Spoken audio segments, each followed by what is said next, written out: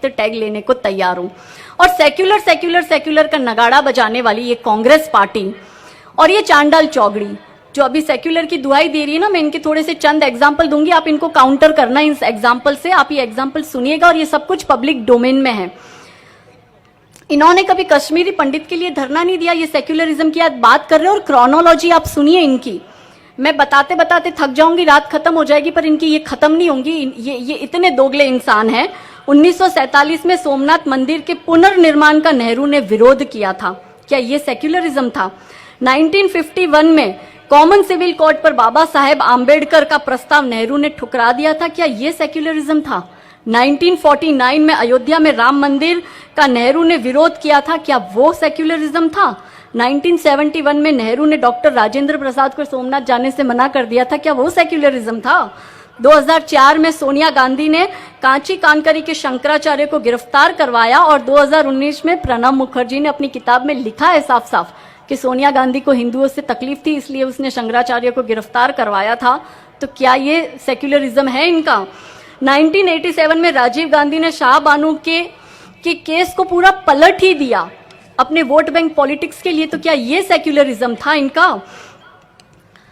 2006 में मनमोहन सिंह ने कहा था कि देश के संसाधनों पर पहला हक मुसलमानों का है, तो क्या ये सेक्युलरिज्म था? 2011 में कम्युनल वायलेंस बिल जो एंटी हिंदू बिल था वो भाजपा ने आने नहीं दिया। मैं उसके लिए भाजपा को धन्यवाद कहती हूँ। अगर शायद वो बिल आ जाता तो हाँ, आज आप और हम इतना खुले में बात नहीं कर पाते। क्या वो सेक्युलरिज्म था? 2008 में समझौता एक्सप्रेस ब्लास्ट में पूरी कांग्रेस और उसके शीर्ष नेतृत्व ने हिंदू आतंकवाद गढ़ा, क्या वो सेक्युलरिज्म था? आप गूगल कर लीजिएगा समझौता एक्सप्रेस ब्लास्ट के पीछे कौन लोग थे। 2008 में सुप्रीम कोर्ट में कांग्रेस ने कहा राम सेतु को हम नहीं मानते, राम के अस्तित्व पर कांग्रेस ने सवाल खड़ा किया, क्या वो सेक्युलरिज्म था? 20 जुलाई 2009 अमेरिकी राजदूत के सामने राहुल गांधी ने कहा कि देश को संकट लश्कर तैयबा से नहीं भगवा आतंकवाद से है, तो क्या वो सेक्युलरिज्म था?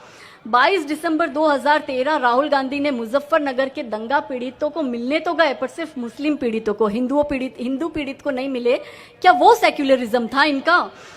सुशील कुमार सिंधे उस वक्त कांग्रेस के होम मिनिस्टर थे, उन्होंने पूरा भगवा आतंकवाद गढ़ा, क्या वो सेक्युलरिज्म था? और कांग्रेस के दिग्विजय सिंह 26/11 आरएसएस द्वारा प्रायोजित उस किताब का शिलान्यास किया जो अजीत बर्नी की किताब थी, क्या वो सेक्युलरिज्म था? सबको पता है 26/11 किसने किया, पर इन्होंने उसमें भी भगवा आतंकवाद और आरएसएस पर और हिंदुओं पर हमला किया।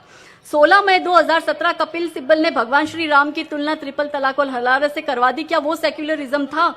2016 में राहुल गांधी अफजल हम शर्मिंदा है तेरे कातिल जिंदा है वाले नारे लगाने वालों के साथ खड़े थे, वो सेक्युलरिज्म था? या फिर 17 मई 2017 को यूथ कांग्रेस के नेता ने केरला में एक चौक पर सरेआम गाय को काटा और गौ मांस का भक्षण किया, क्या वो सेक्युलरिज्म था? 9 जुलाई 2018 कांग्रेस के जे खान ने कहा कि देश के हर जिले में शरिया कोर्ट होनी चाहिए, क्या वो सेक्युलरिज्म था? 1946 से 2020 एक बात सिद्ध होती है कि कांग्रेस का सेक्युलरिज्म मतलब एंटी हिंदू स्टेटमेंट और मुस्लिम अपीजमेंट कर भी इन्होंने मेरे मुस्लिम भाइयों का भला कर दिया होता तब तो मुझे खुशी होती। इन्होंने भला नहीं करा, इन्होंने वोट बैंक पॉलिटिक्स करी। इन्हें भला करना होता तो ये ट्रिपल तलाक पे साथ देते, इन्होंने साथ नहीं दिया और अभी भी ये उनको भड़का रहे हैं। तो मैं यही कहूंगी कि नेहरू गांधी रीत सदा चली आई, देश को बांटो और खाओ मलाई। ये हमें आपस में लड़ा रहे हैं, झगड़ा रहे हैं, अपनी राजनीतिक रोटियां ये लोग सेक रहे हैं और इन्हें लगता है कि हम पर कम्युनल का थप्पा थोप कर ये अपनी बातें प्रूव करेंगे। तो इनको मैं बता देना चाहती हूँ कि ये 1946 का भारत नहीं है, ये नया भारत है और हमारे सिर पे पप्पू भी नहीं लिखा है। तो हमें समझ में आ रहा है कि आप लोग क्या कर रहे हो।